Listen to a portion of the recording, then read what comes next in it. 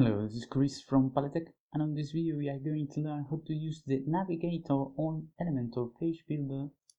First, we need to go to the name of the site and we are going to click on visit site. And then we are going to the top bar and we are going to click on edit with Elementor. Here we are now. To activate the navigator we need to go to the lower left, and here where it says navigator, this is backup pile of files, I think, icon. It's the navigator, so we are going to click on it and it will show up here, and we can move it wherever we want, where it's more comfortable.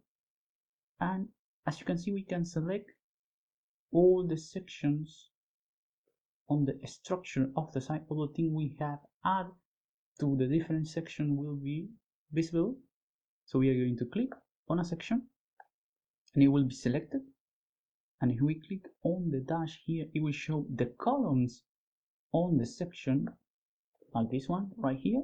If we have more, it will show all the columns we have, and if we click again, and it will show all the elements we have on said section. Sometimes when you are using the page builder, for some reason you can click on select on certain elements or columns. You can use the navigator and it will be possible and much easier to select the different things we want to modify, as you can see. And we are going to select another section and it will take us straight to it. So we are going to select the column and we can select the different widgets we have added on it, and like that we go to the bottom to the Google Maps, which is the last element on my site. So that's it. We have used the Elementor Navigator to walk through the site in a quick and easy manner.